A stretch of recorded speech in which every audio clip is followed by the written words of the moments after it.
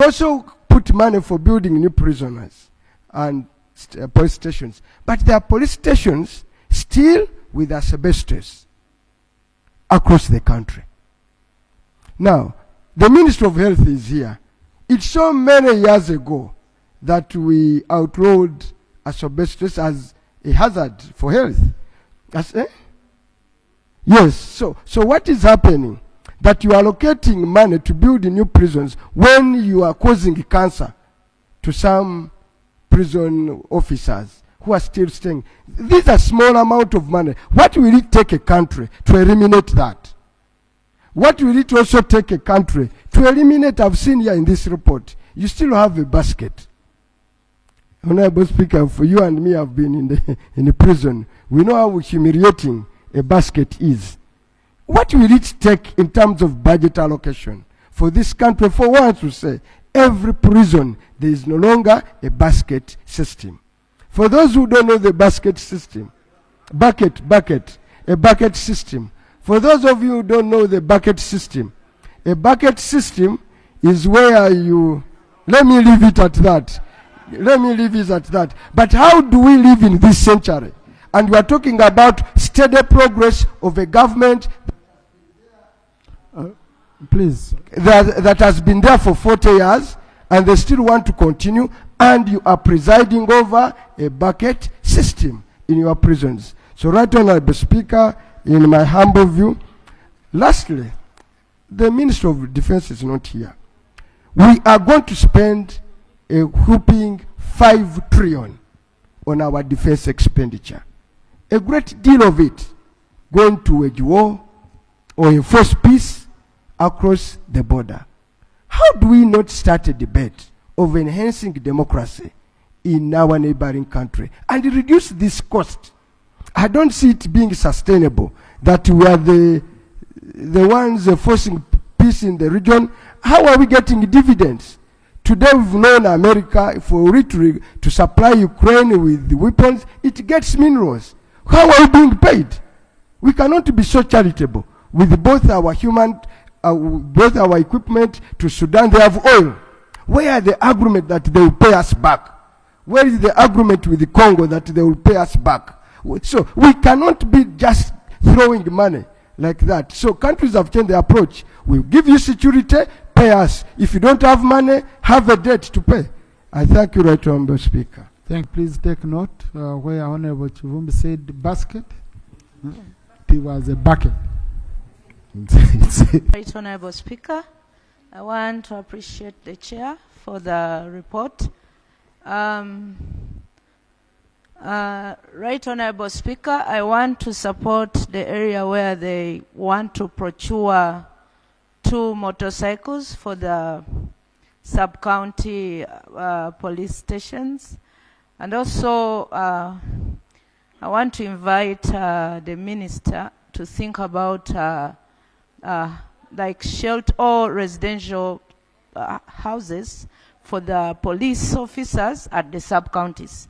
Because most times they have to look for places to stay and they have to work throughout the night. And also, colleagues have raised the issue of fuel. Usually, we limit them because we don't provide money for fuel. Usually, it goes to different things. Right Honorable Speaker, colleagues have raised that it should be prioritized. And also, Right Honorable Speaker, when it comes to the prison budget, I never saw where the logistical requirement for female prisoners, a provision of sanitary towels. There was a big debate here where prisoners are complaining, those in and out, those who have been in prison, they always come out and say that we are there as women. At times we go for the monthly periods and we cannot access, not every prisoner has family that they will be able to procure for them and deliver to the prison. So we need to think about the female, because you have a lot of them, and the budget must include all their needs because they are in the custody of government or prison. So, Right Honorable Speaker, I wanted to raise that issue. It is very important and the Honorable Minister needs to note it. If it is included in the budget, she should inform us. If it is not, then they should think about it. I thank you.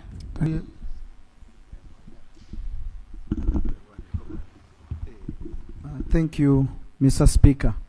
I thank the Chair for the report that has tried to highlight the situations, especially on the welfare of our men in uniform.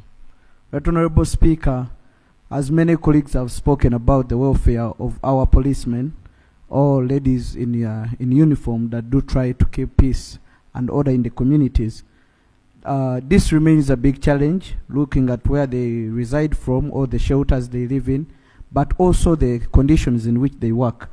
When you go to Narutuntu, Narutuntu is a sub-county in my constituency, and it is on the highway, Muwanga.K highway, but it lacks even a patrol that can give emergency response. In case of accidents, we have to wait for a patrol from the Kasanda police headquarters that moves kilometers to come to the rescue and to give maybe help to the officers who are not even facilitated.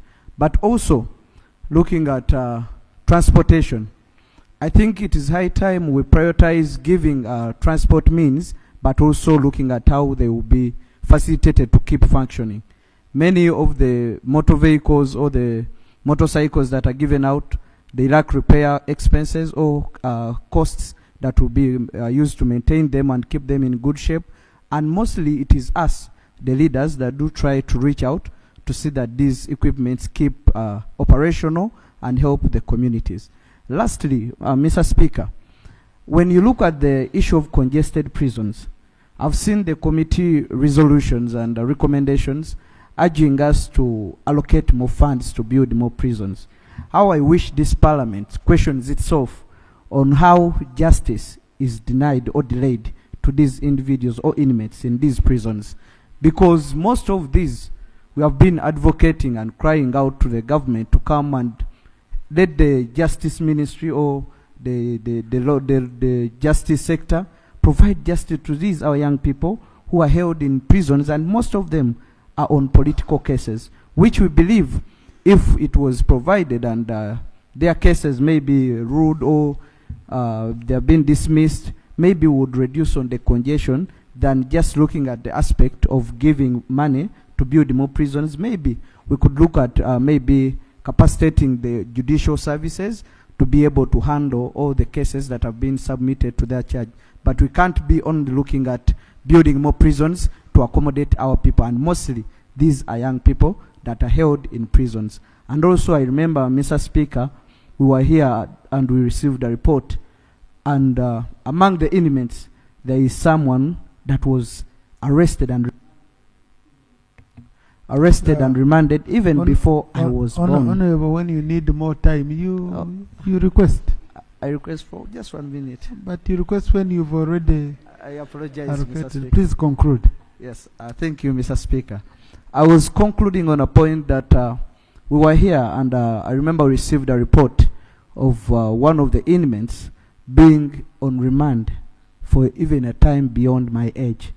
I remember you requested for a comprehensive report about this remand, and I think it is high time we prioritize giving out justice than building more facilities to accommodate our people and reduce on their broad activity. Thank you.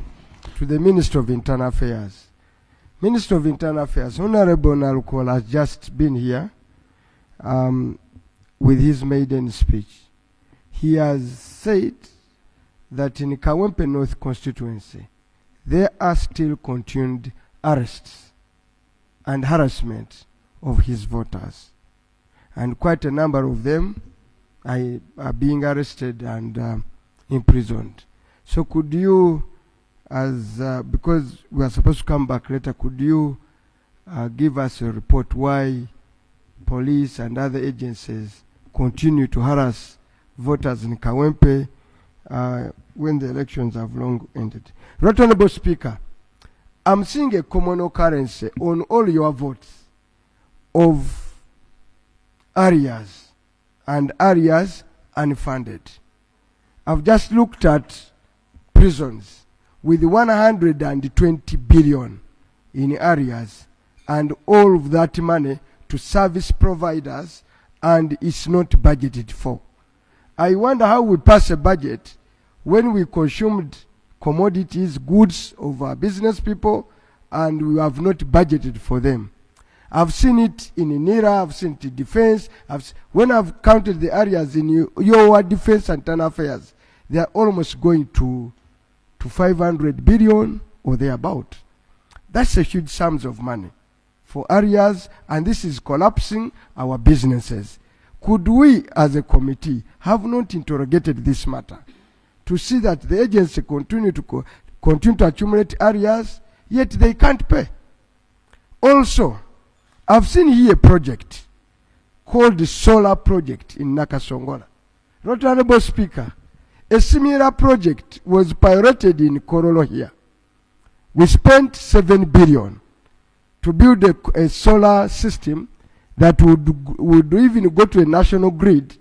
But since some 5-7 years ago, not a single voltage, is it a watt or voltage, megawatt, is being generated at Korolo. Honorable, they shouldn't mislead you. A megawatt is so big. It's so big. Yeah. By the time the solar plant reaches a megawatt. A kilowatt. A single unit, kilowatt, is kilowatt. From Korolo go to a national grid. I see us allocating an additional 20 billion to this white elephant project, now in Kasongola. The argument then, I was in internal affairs, was that the Korolo project was a pilot one. The pilot one. Please switch on. And therefore you are now rolling over this. How do you roll over a failed project and allocating money to it? I don't know whether you had no institutional memory to ask them. They even took a committee to China to say procurement that never came through. 9 billion taken in Kololo. All of you are no Kololo. There is no solar being generated there. Now you are saying in Nakasongola, we give another 20 billion. I've also seen here an alarming figure, Honorable Speaker. In the Ministry of Internal Affairs, the number of people being trafficked that have gone up by 185%. Trafficked. From 180, I've seen to 2,000 and something human beings being trafficked. And that report is for the year 22. You seem not to have the latest figures for this year. So if you are to go by that trajectory and you on the increase, so this number of people being trafficked, and we continue to give money. So what's the ministry doing when so many Ugandans, and I've seen the small amount of money you are allocating for missions abroad for people who want to return back and have escaped. Paltry sum of money, and our people are suffering. So in this budget process, what are you doing to curb human trafficking? African members, I'll start with the Honorable Chivumbi, the last one. If I can hazard a try to speak for defense. 5 trillion, what is the cost to the country? But the flip side, Honorable Chivumbi, is more costly. Because if South Sudan imploded, I think you would pay more. So for our security, for our trade, for our interests, I think we need to be there. If we can. Where we can, we need to be there. We need to be in Eastern Congo because of the security vacuum, which affords our enemies to plan and cause havoc here. He also talked about the bucket system. May I request Honorable Speaker, Right Honorable Speaker and members to get an update on that one and then share with Parliament so that we know where we are on that aspect. It is not desirable, like the Honorable Kivumbi said, to have buckets in our prisons at this point in time. So I want to get a report and then share with Parliament. Police stations in asbestos, we've been de-roofing asbestos countrywide. Some few remain, but I think we need to expedite the process so that we remove this health hazard as far as it affects our service personnel. Trafficking of persons increase is a very topical issue, and unfortunately, in spite of the effort of government, it most times has the complicity of those trafficked. That's why you see these numbers going up. Either parents trafficking their kids or children, our children going abroad to seek employment. So I think we need to put our heads together, not just internal affairs, but even gender, to see how to tackle this huge problem, and maybe even create incentives here to deter these young people going to risky places abroad. Utilities, Honorable Chivumbi, I want to say that there is power in Kololo. I don't have the statistics. That solar plant is working. Maybe I'll ask the Honorable or both to get more concrete information and share with Parliament about that matter. Kawempe, you talked about arrests going on. I want to say I need more information about this, because there are other offenders other than maybe political offenders. I would want to know before I make a specific response. There are arrests in Kawempe.